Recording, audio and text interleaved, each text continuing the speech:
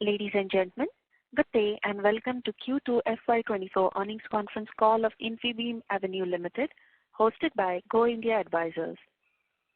As a reminder, all participant lines will be in the listen-only mode, and there will be an opportunity for you to ask questions after the presentation concludes. Should you need assistance during the conference call, please signal an operator by pressing star, then 0 on your touchtone phone. Please note that this conference is being recorded. I now hand the conference over to Mr. Rajat Gupta from Go India Advisors. Thank you, and over to you.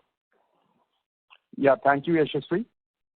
Good afternoon, everyone, and welcome to Infibeam Avenues Limited earnings call to discuss the Q2 and H1 FY24 results. We have on the call with us today Mr. Vishal Mehta, Chairman and Managing Director, Mr. Vishwas Patel, Joint Managing Director, Mr. Sunil Bhagat, Chief Financial Officer, and Mr. Purvesh Parekh, Head Investor Relations.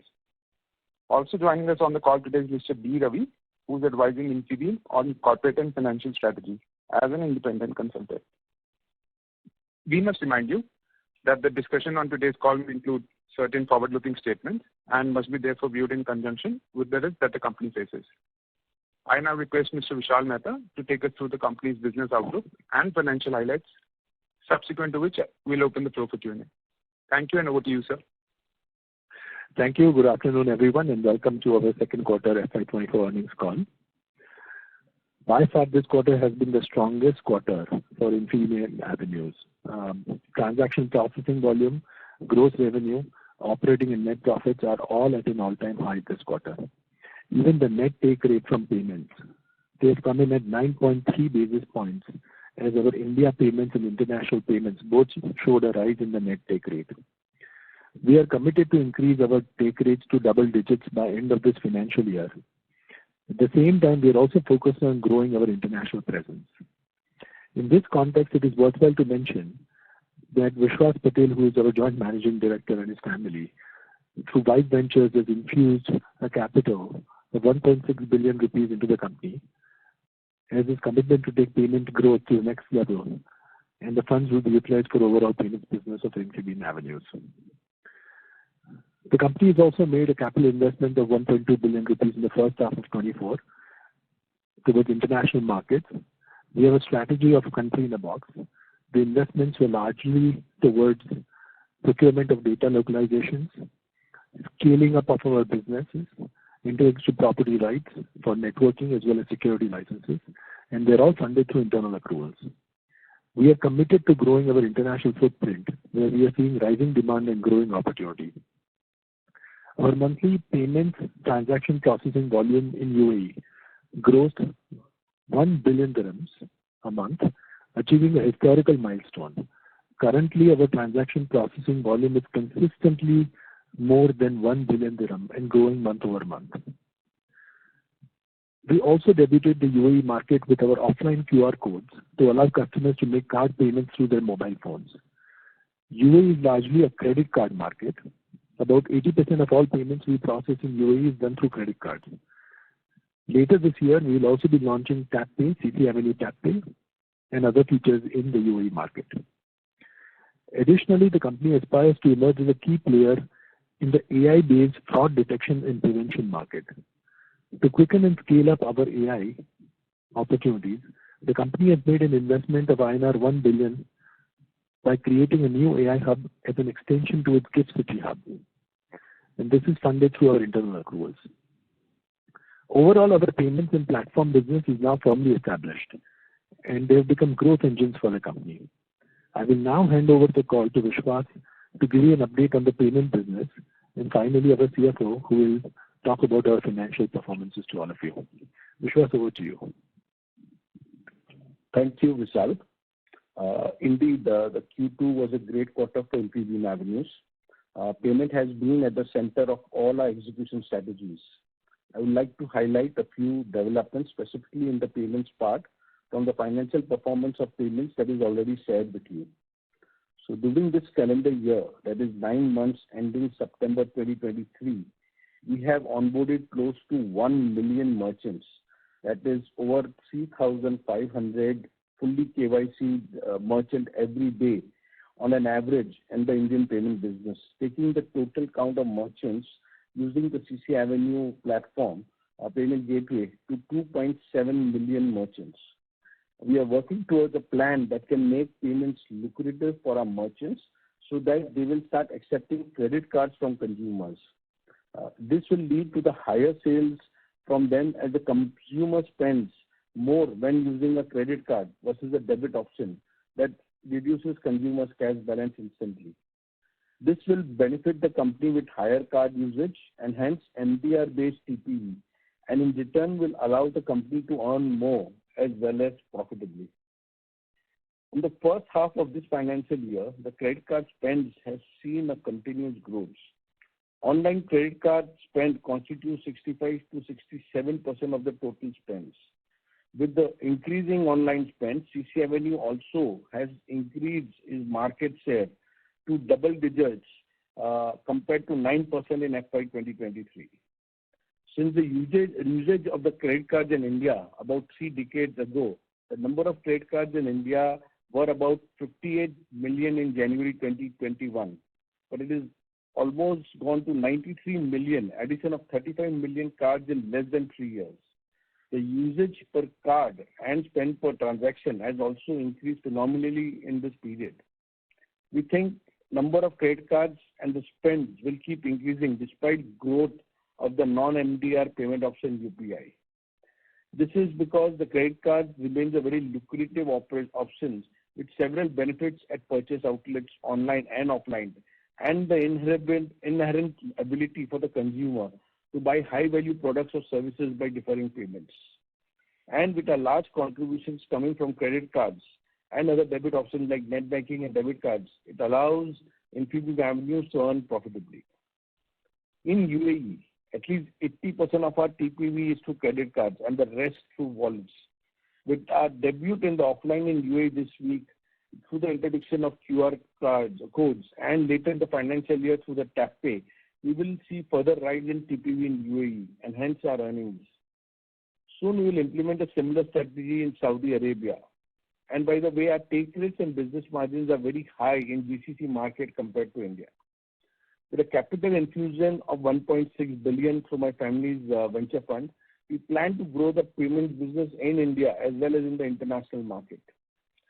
Directionally, focus area of payments is to further improve the unit economics or net take rates, and through various initiatives that we are undertaking at the merchant and at the bank level.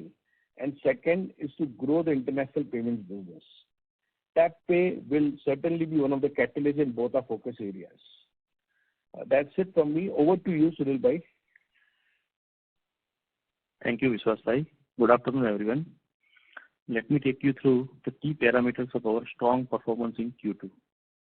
The rise in the total transaction processing volume can be attributed to both the rise in payments as well as the platform TPV. While payments TPV rose 28% year-over-year to INR 769 billion, the company's largest software platform implementation customer recorded a growth in TPV by 155% to INR 1+ trillion in a single quarter. Higher growth in gross was led by 28% growth in TPV and increase in gross take rate by 36% to 112 basis points. A high contribution, that is 51% from credit payment options, led to an increase in the gross take rates in the payments business. A total of 0.6 million merchants were added in first half of FY24, of which 0.27 million merchants were added in quarter 2 of FY24. That is an average addition of 2,900 merchants daily in domestic payment aggregation business. Also recognized by the brand name over CC Avenue. The company's payment net take rate experienced a significant increase in quarter 2 of FY24. That is up by 25% year-over-year to 9.3 basis points. And primarily due to substantial influx of small merchants who in turn made the most substantial contribution to the surge in the Infibeam Avenue's payment business and net take rates. Payment net take rate is now inching closer to the targeted double-digit take rate by the end of FY24. For the first time, the company recorded a net revenue of more than INR 1 billion due to improvement in net margins, which in turn led to strong operating performance. Both EBITDA and PAT grew sharply, that is by 70% and 191% respectively. Also, EBITDA and PAT margins improved sharply. The cash and cash equivalents stood at a strong INR 4.2 billion after 1.2 billion capex in the first half. Further, the capital infusion through Vibe Ventures is going to keep the cash position very strong in the company, which will be used for further expansion initiatives. The company's growth remains in line with the financial guidance issued for FY23-24 during the first half of this year. We are optimistic about achieving better business growth in the upcoming Q3 results on account of festival and travel season, typically a strong quarter for the company. With this, I now hand over the call to the moderator for question and answers. Thank you very much. We will now begin the question and answer session. Anyone who wishes to ask a question may press star and 1 on their touchtone telephone. If you wish to remove yourself from the question queue, you may press star and 2. Participants are requested to use handsets while asking a question. Ladies and gentlemen, we will wait for a moment while the question queue assembles.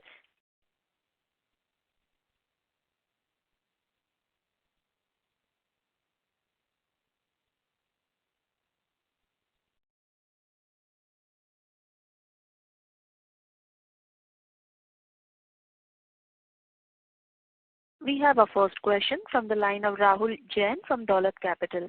Please go ahead. Yeah, hi. Thanks for the opportunity and congratulations to the team for strong performance. I have a couple of questions. Firstly, what you could attribute to, significant improvement in the take rates? Of course, you mentioned some of the thing on the overseas market, but what is essentially driving this up and how we have to see it from a sustained basis, especially when you keep talking about double-digit basis points. So what is the roadmap there? So Rahul, this is Vishal Mehta here. Earlier in the year, we had actually given a guidance that the company wants to achieve a net take rate of 10 basis points, and specifically in the domestic market. In domestic markets, we go with a lower take rate compared to international. International take rates are much larger and higher. We go at about 18 to 20 basis points in the international market. The domestic markets, were competitive and continue to be competitive. Given a lot of things that we're doing, including addition of small merchants, whereby, we are able to enable the ecosystem and bring financial inclusions, we are also seeing that we are able to get slightly better take rates on smaller merchants. That is another example where we believe that the take rates are much bigger because, the card is present. And when the card is present, we get much better take rates compared to card not being present, given the risk profiles by the card network. So a combination of that, we had guided the investors that we are looking at achieving a double-digit take rate by end of 24. We are happy with the take rates. We believe that we should be around the take rates of double digits as in 10 basis points by end of this year. We do have many programs that we've established where we can try and see how it creates more stickiness and we can increase take rates. One of them being the instant settlement framework that we've come up with for the fast tracking of settlements. I think that increases the take rates for us. TapPay is another example of where we believe we can actually improve our take rates. So that between instant settlement and TapPay, we believe that there's good room for us to continue building up from here onwards. Sure, that's helpful. Secondly, on the platform revenue perspective, what we have seen that there is a significant almost doubling of the transaction on a QOQ basis while the revenue have compressed. I understand the bulk of the increase would have happened on GEM portal. So what is the traction in the non-GEM part of it, and also why the significant jump in the GEM TPV not leading to any revenue accretion Is it that slab rate would mean that this run rate would imply a similar or lower revenue for us? Sure. So if you look at the earlier GEM contract that we have, in that our take rates don't increase linearly with the TPV. So in other words, it's not a linear increase. And so there are parameters whereby if it's a government-to-government contract, then we don't get take rates. And if it is government-to-business contracts and some of the other activities that are also there as part of TPV, which don't reflect into our take rates. So that is one observation, which is they don't increase linearly with both. And in specific, I think this quarter, the quarter in question is Q2, we crossed 1 lakh crores in TPV on the GEM portal itself. So the portal has been able to manage and handle that kind of capacity. But given the non-linear increase based on, if you look at the p-value, we can actually give you specifics. It's all public information about how GEM computes the TPV. But the fact is that it's not a linear increase where our take rates continue being the same as the TPV increases. So that's one. And second is that there are a few exceptions like government to government deals which may be part of GEM but which does not translate into TPV. So that's one of the reasons why you don't see the full expansion of what you would expect if TPV had increased so much. As far as the traction of the framework on implementations outside of GEM, they continue to be strong. We continue building up from, we've not added additional clients. We are reaping the benefits of what we have built out for the other clients. We are adding a lot of interesting modules within our framework through our new initiative on artificial intelligence. We believe that once we add those modules, and we expect that we'll have more to announce in the Q4 time frame of this year, that we will be able to pick up implementations which are potentially much larger than what we have done so far, adding multiple facets to our framework which perhaps were not there before. So, to answer your question, we've not added additional clients, in the first half of this year, but we continue reaping the benefits of what we've already implemented and going deeper into the ecosystem of existing clients. Right. And you said what could be the growth in the non-GEM part of it, and what's the plan out here? What is the real potential out here? Because eventually at some point we may have to possibly forego the GEM revenue. So we constantly think about it. We think that when we do have certain options to implement, we've not taken up those options yet. We've got a good amount of traction on what we have and a lot of derivative work that keeps on building up and going deeper into the ecosystem. So we've taken a conscious approach of going deeper into the ecosystem of what we have as opposed to keeping on adding new clients. As far as, the concentration of GEM and trying to go and figure out what are the other options that the company holds, should, at some point the revenues from maybe a particular concentrated platform dries out, we have a couple of options as of today also to implement. And, we are calibrating that approach. By end of this quarter, which is Q3, we will have more to share.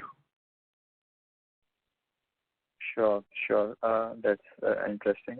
And if I see in this specific quarter and look at any other cost line item, be it cost of services for platform business or the other expenses, which is the non-employee expenses, those have taken a very sharp dip and is at a multi-quarter low.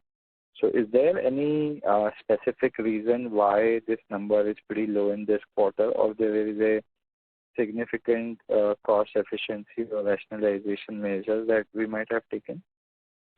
I think there is one line item which can be shared, and I think it's there in our presentation, which is the mark-to-market, notional mark-to-market loss and gains on securities held by the company. So last year there was reportedly a larger expense due to the last quarter mark-to-market being lower, and this quarter it's recovered. So that's why you see that dip. Okay, so you're saying that it's this mark-to-market thing which you're talking about is part of the expenses and not in the part of the other income. That's right. Okay, and lastly, if I may, despite a very strong Q1 and also... I request you to join back the queue, please, as there are other participants waiting. Sure, thank you. Thank you. Ladies and gentlemen, in order to ensure that the management is able to answer queries from all participants, please restrict your questions to 2 at a time. You may join back the queue for follow-up questions. We'll take our next question from the line of Anuj Narula from Makrana Capital. Please go ahead.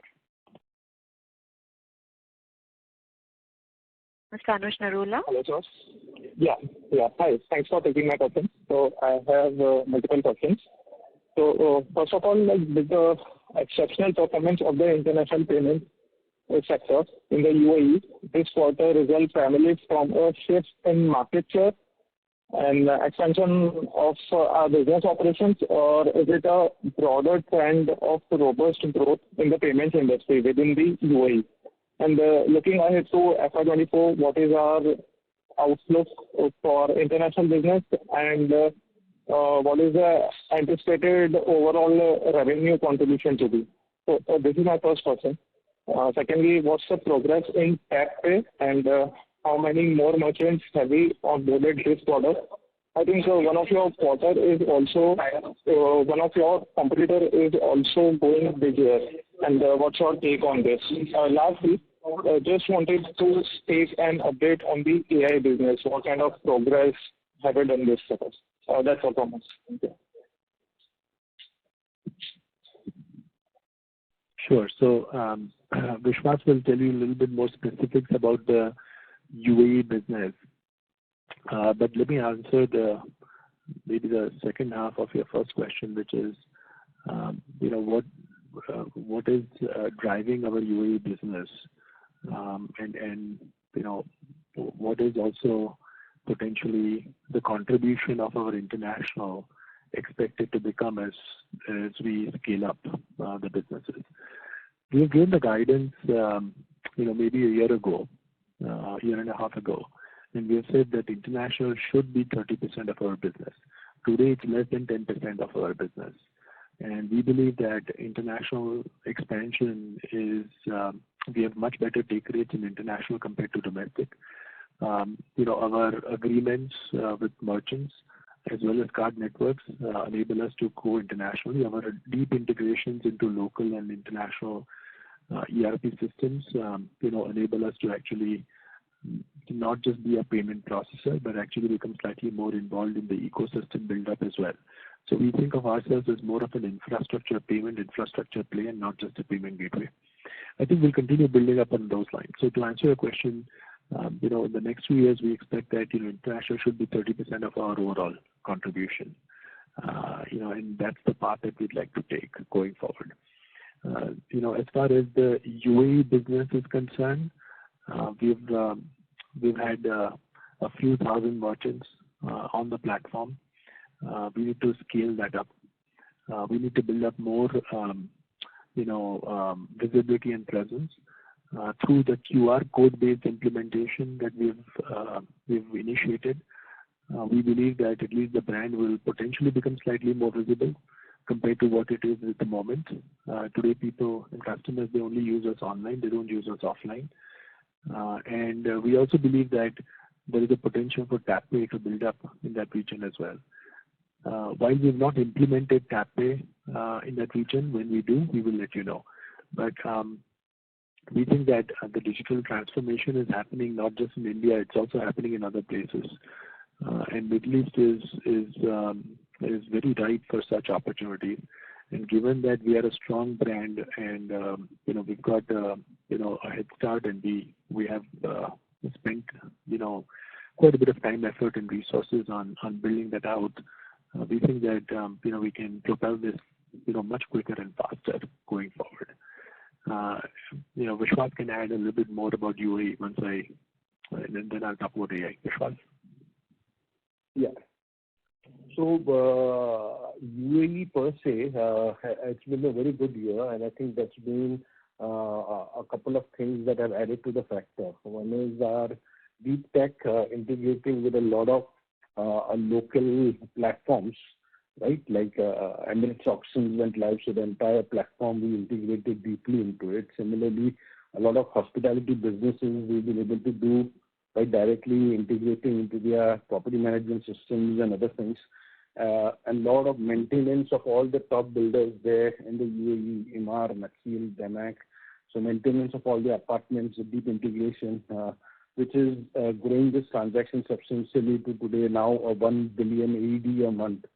Right, so these things now coupled with now further growth we are looking at is going totally offline, which we had not focused till now in the UAE market. So with our partnerships with the local banks there, we're going to attack around 100,000 local outlets in various malls across the UAE. There's QR codes, there is the tap pay implementation, omni-channel and other kind of tech stuff. So UAE is quite exciting, and we are replicating the same in Saudi now very soon. So Saudi is at least 8 to 10x bigger market than UAE, and it's like the world's largest, with Saudi government targeting 30 million a year religious tourism and 100 million for normal tourism. So I think that market is also very exciting, and we should go live in the next couple of weeks. So that's the target. So UAE will continue to grow as we go focus more now on the offline world also. And that is it. So from AI perspective, Vishal, you want to give an update? We've announced the establishment of AI Hub, and we said that we'll focus on the verticals of fraud, authentication, and risk frameworks. The thing about AI, one of the things that we are doing, we'll share more as we build up, is first we are making software developers in our own company as customers to our AI models. We have to think of AI more like software development and not, you still have model diagnostics, unit testing. You need to build out a framework and a process to be able to deliver. So unless we do that, it doesn't work. And we have to treat, our developers as customers. So to give you an example, while we think about fraud, authentication, and risk, we are thinking about first, also work on the basics of productivity within our organizations. To give you an example, and this is not unknown to many, but just building out basic models that potentially allow you to code in one language and will translate into another language. If AI models are smart enough to transliterate from English to Hindi, they can also be very smart in terms of literally translating your coding from one language like Python to a Java and vice versa. So you don't need to have specific software developers working on specific line items, and you don't need to hire for a particular language. All the way from there to actually building out, foundation models across billions of transactions that we hold.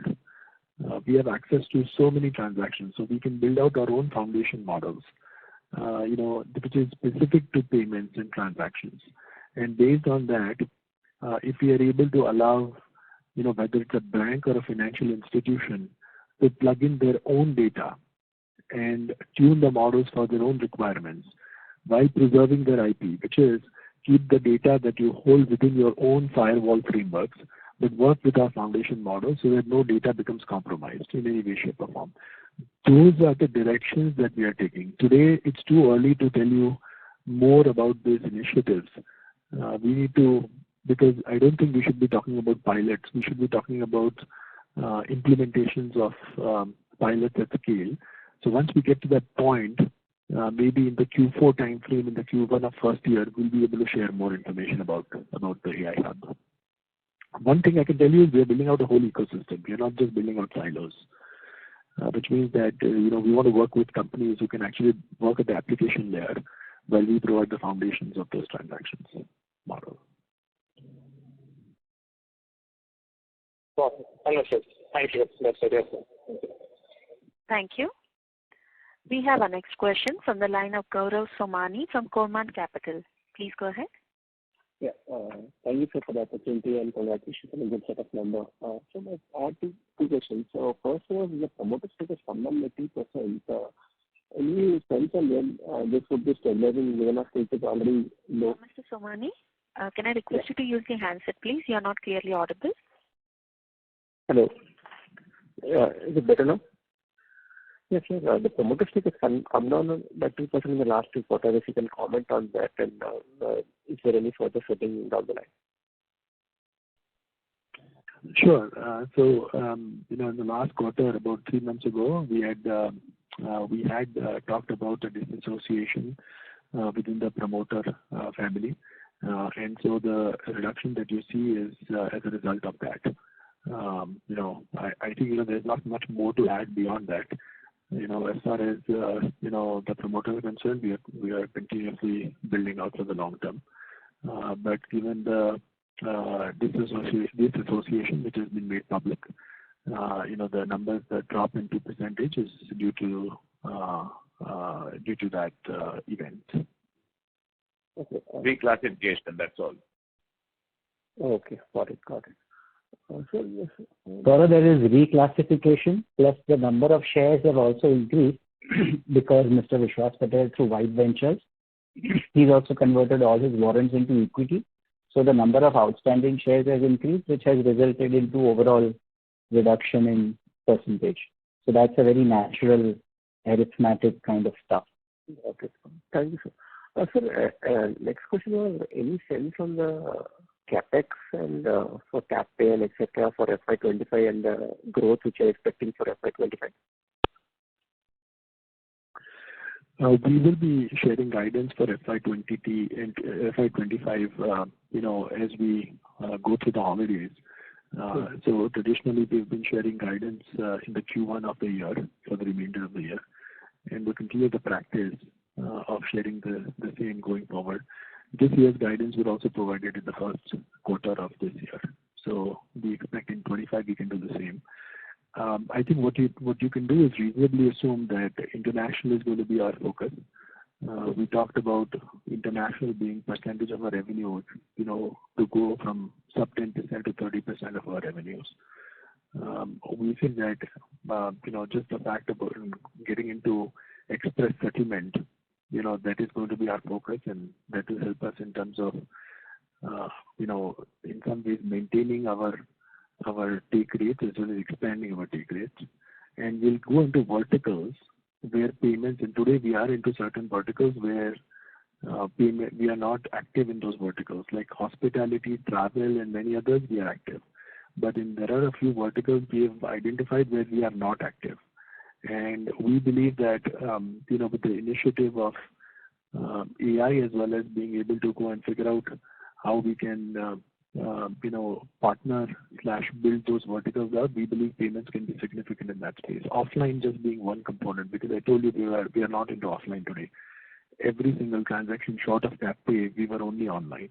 But TapPay is also going out. So that's a vertical we have identified, which is offline payments without actually, and that is a greenfield opportunity for us we can build up. So those kinds of opportunities we'll continue investing into. We've doubled, we have, in some ways we close that, we are growing at 60-70% year over year in terms of revenue. So we need to identify, the opportunities and prioritize them based on, a similar growth rate that we should focus on going forward as well. Thank you, sir. Thank you and all the best. Thank you. Before we take the next question, we'd like to remind participants to press star and 1 to ask a question. We'll take the next question from the line of Mayur Liman from Profitmart Securities. Please go ahead. Thank you for the opportunity. Good evening, everyone, and congratulations on good set of numbers.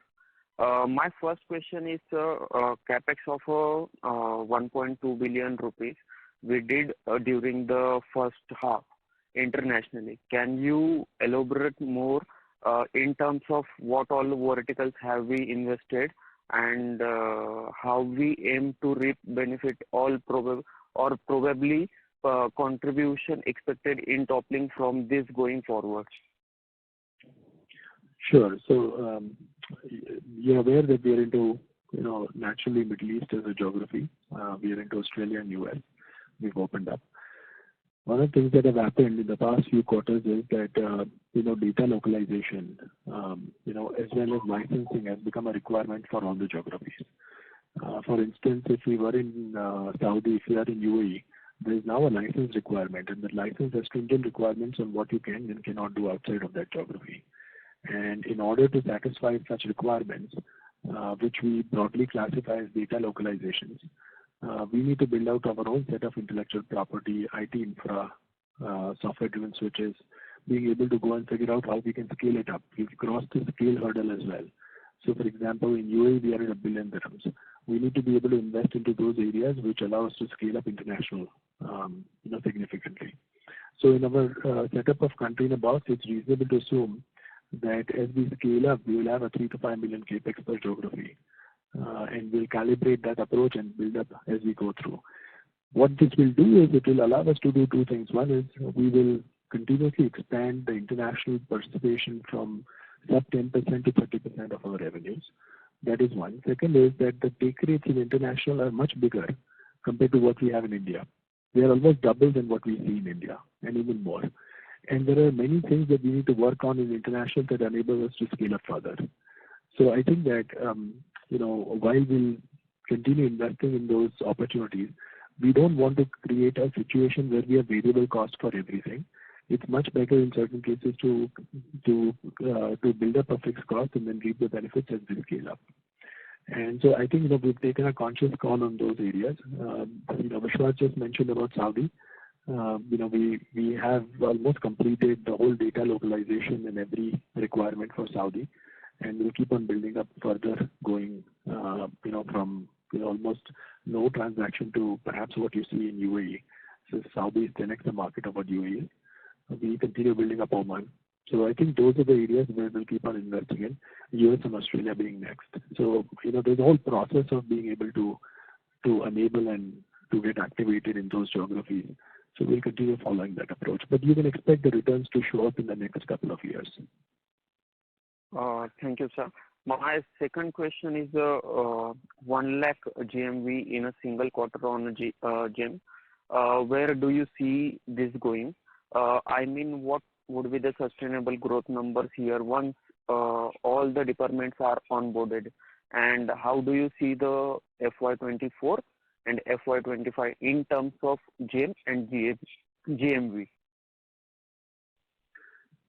See, I can't talk on behalf of the client, obviously, but one thing I can tell you is that there's been a lot of news around in terms of what to expect. In fact, as of today also there's some news about, potentially what GEM can and cannot, achieve. So I think, if they're doing about 1 lakh crore a quarter in Q4, still being a large quarter, potentially is significant.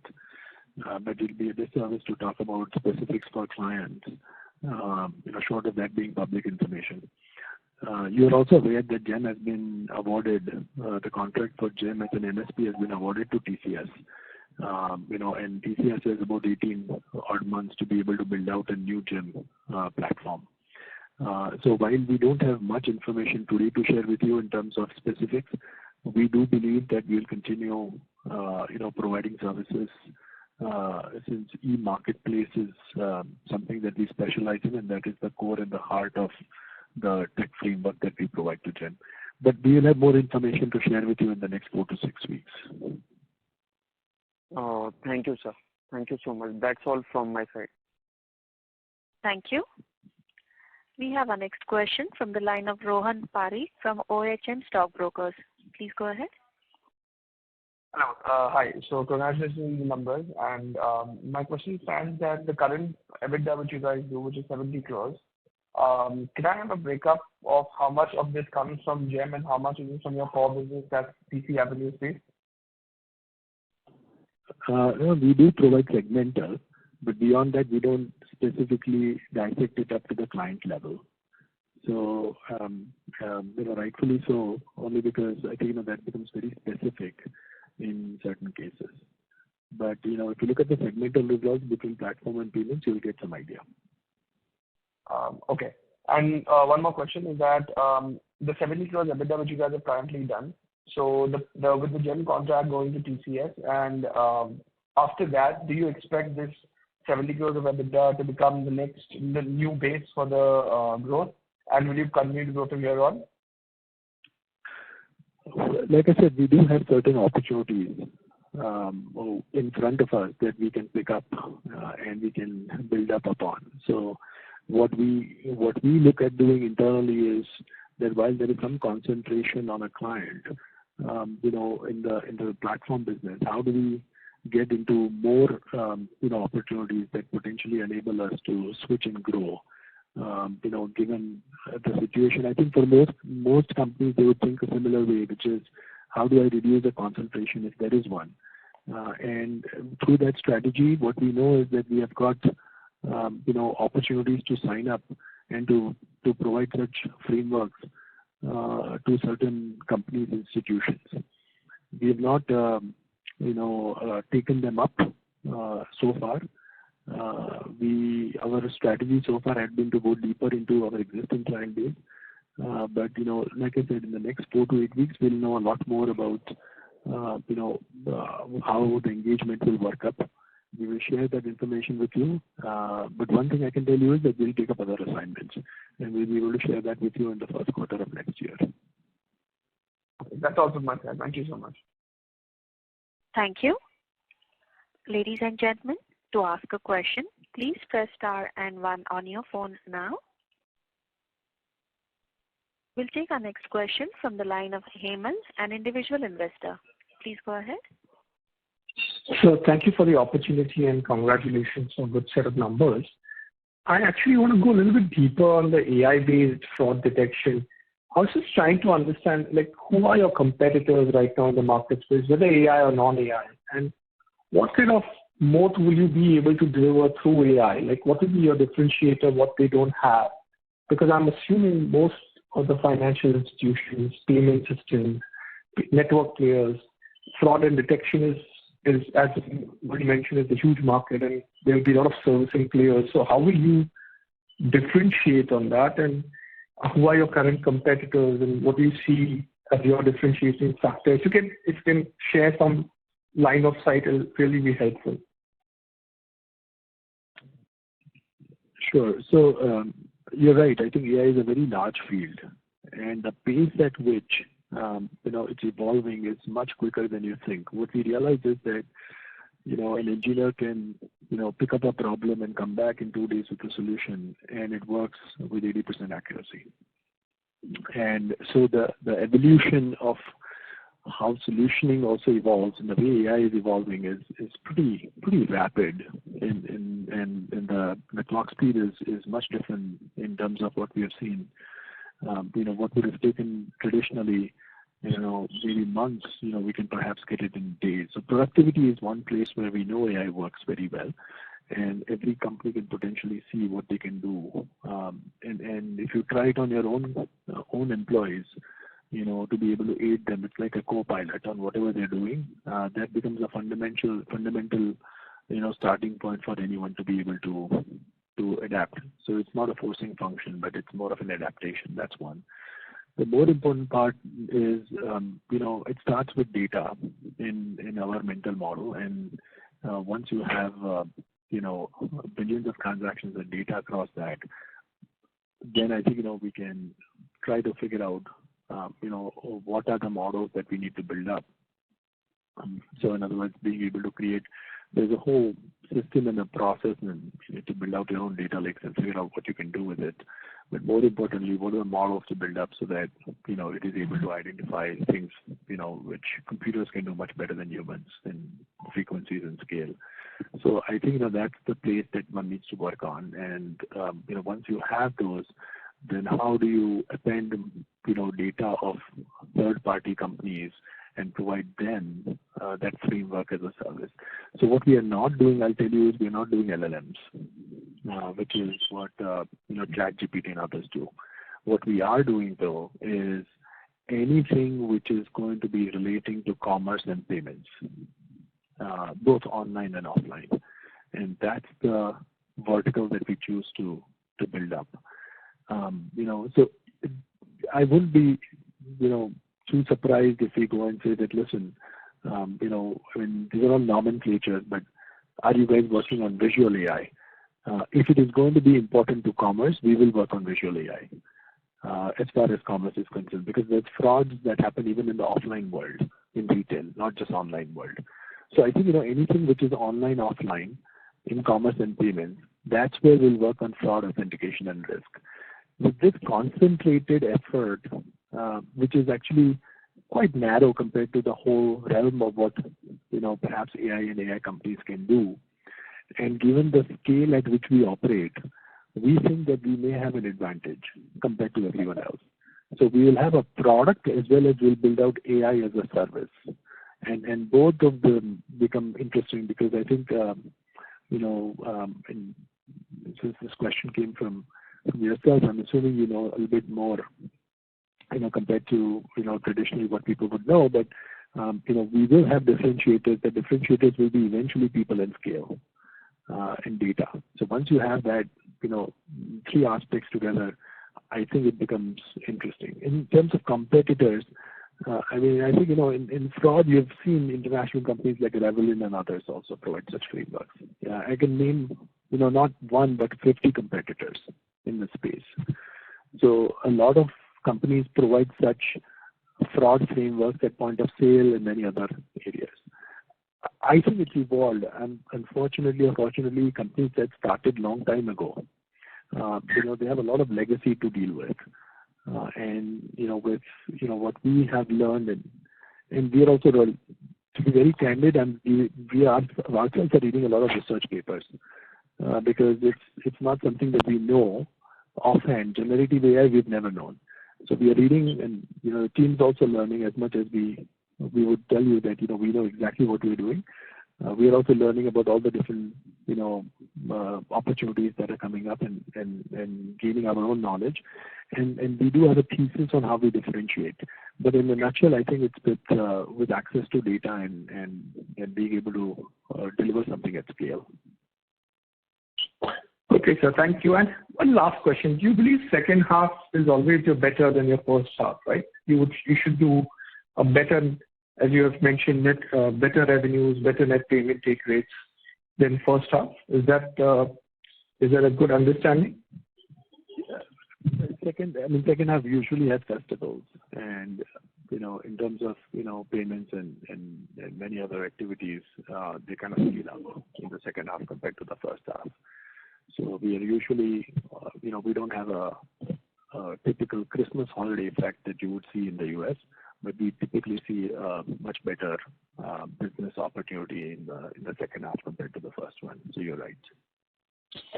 Thank you, sir. This is all from me. Thank you. Thank you. Ladies and gentlemen, to ask a question, please press star and 1 on your phone now. We'll take our next question from the line of Ayushi Shah, an individual investor. Please go ahead. Hi, sir. So basically, I have questions on two different aspects. First is the GEM. Sir, in your investor presentation, it is mentioned that transaction-based revenue model with GEM and license annuity subscription based with the other enterprise customers is basically on a revenue model, and basically other customers, we are working on a license and fees model. So does this stand true for post-renewal of contracts with GEM as well? And so in the last conference call also, you had said that we'll, give information about whether or not we go with GEM and other core solutioning frameworks in the next 2 to 4 weeks. 2 to 4 weeks is the timeline you had given last time, and that's the timeline that you're giving this time again. So I want to understand where we are going with this GEM offer and what is the status of it first. Sure. So I think, unfortunately, I don't have too much to share beyond what I've already told you on GEM, which is that we have the contract, we are providing the core pieces of the framework. We expect to know more, as we go through and build up. There are some moving parts, but we believe that, the core of what GEM currently holds, the new framework has, a time delay before it gets built up, designed, implemented, so on and so forth. But until that point, we believe that, our solutioning will always be in place.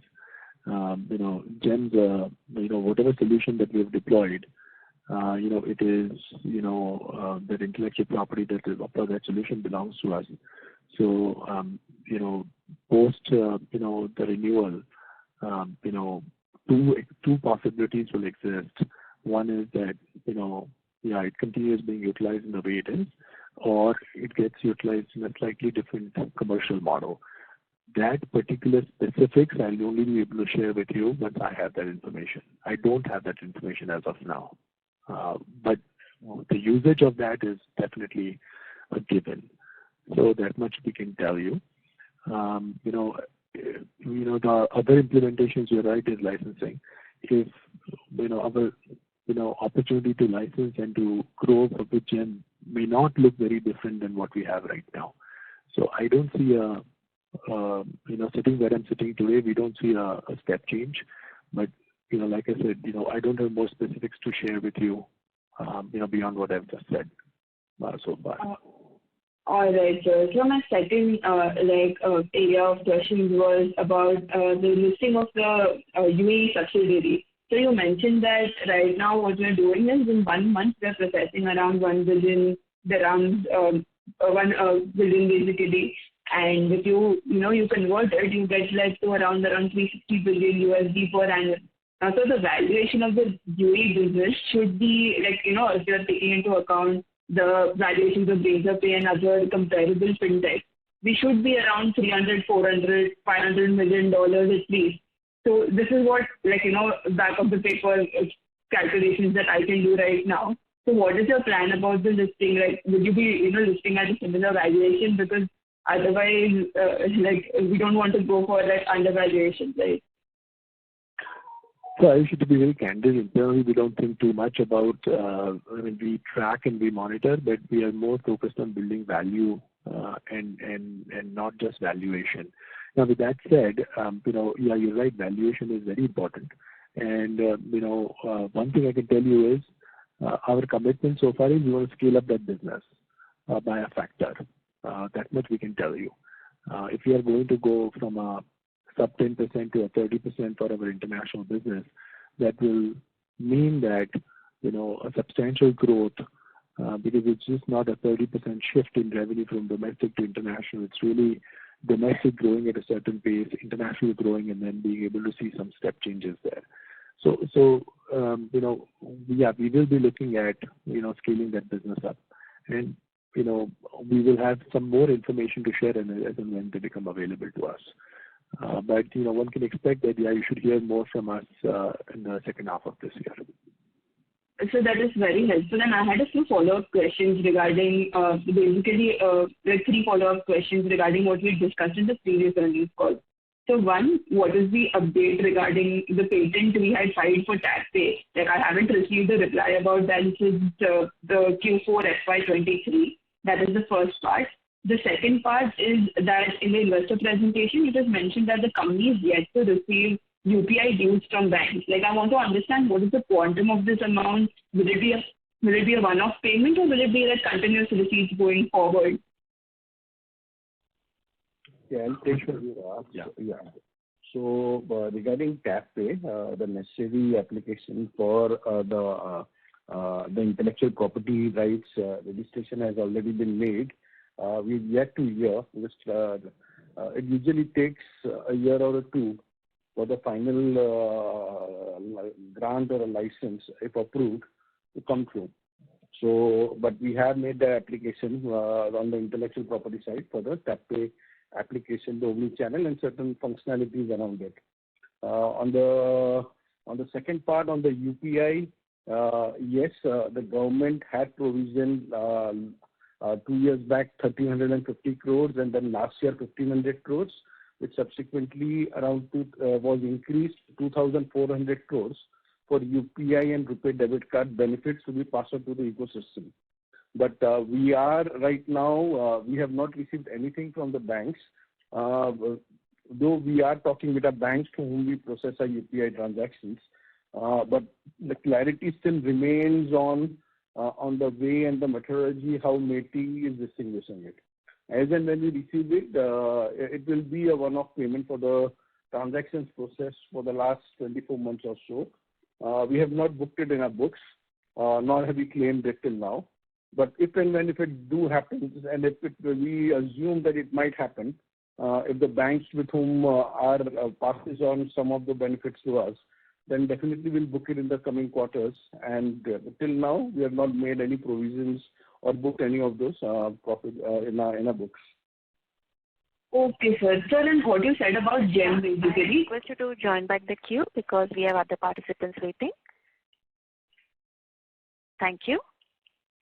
We have our next question from the line of Biju, an individual investor. Please go ahead. Good evening, sir. I have one question. Actually, 3 years back, during 2020, our operating margin was around 20% with lesser revenue. Now our revenue increased, but operating margin is hovering around 12%. So what we are doing to achieve 20% operating margin? Thank you. Thanks.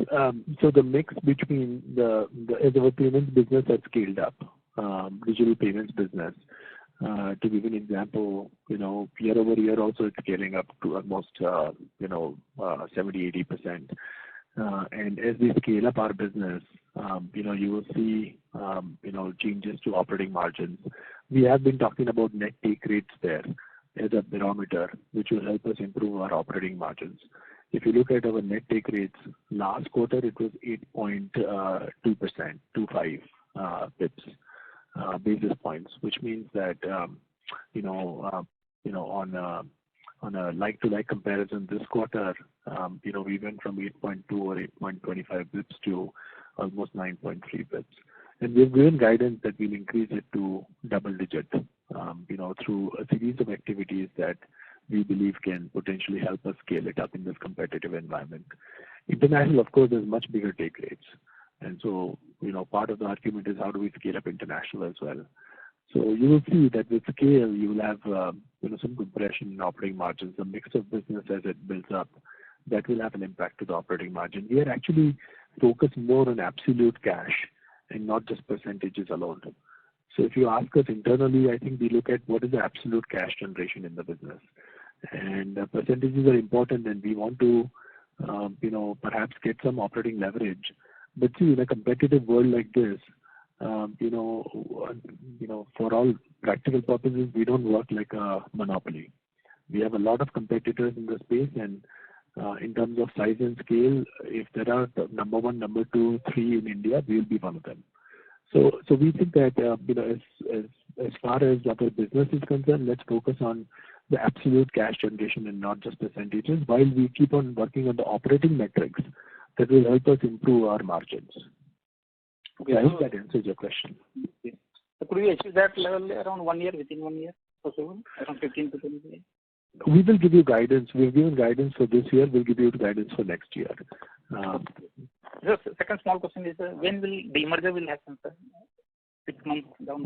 We filed for the demerger, so we expect to hear back, from the regulators. But as soon as we hear back, we will update you on the same. Okay. Actually, sir, we are waiting that our EPS will be increased because it's now below 1. So we are hoping that it will increase above 1. Sure. No, we'll work hard for that. Thank you. Okay. Thank you. Thank you. We have a follow-up question from the line of Ayushi Shah, an individual investor. Please go ahead. Yeah, sir. So basically what you said about GEM, about deciding whether we want to continue focusing on our existing clientele or take up new opportunities, is there like a conflict of interest? Like, can we not use our IP for other commercial customers if you're using it for the government e-marketplace, or is it, I want to understand a bit more about that. Actually, it's very clear that, whatever marketplace framework that we have provided is intellectual property which belongs to Infibeam avenues. So if that clarifies your question, I think our stance clear. All right. No, I basically wanted to understand whether it impacts like the new customers that we onboard. No, since the intellectual property belongs, the base intellectual property of what we have and the one that we are providing to many clients, that continues to stay with us.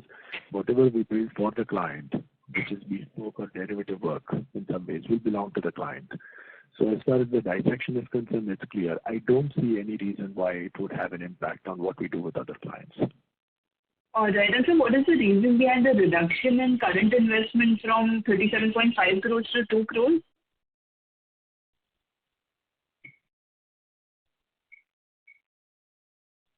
Hello? That's a liquid investment. Could you elaborate on that, Ayushi, please? What exactly you're trying to understand?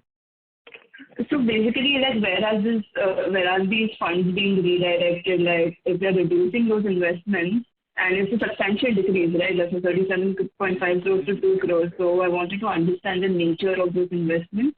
And so that Sunil this side.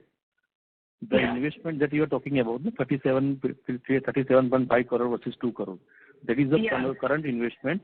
That is, we have invested in the liquid investment. And the actual amount of investment is non-current investment. It is 423 crore last year and 442 crore this year. All right. And so basically the proceeds from Vibe that we've got recently, where will that exactly be used? Will it be used for the new AI, basically the syntax plant that we acquired? Is it over there? Yeah, some portions will be used for building out of the AI ecosystem. Fortunately, we do have good cash flows, so we build out international and building up of the AI ecosystem. We'll also be deploying some capital in terms of express settlement. So we believe that there is also an opportunity to explore further, and we'll continue making those allocations based on what the returns potentially end up looking like. Right. So the acquisition, the 1 billion that we spent on this particular acquisition of property, will that be like under the ITES policy that the CAPEX support that we are getting? Will we, will it be redeemed that way? Yeah, that's the perspective I provided in the call earlier, which is now we will look at the potential of the ITES.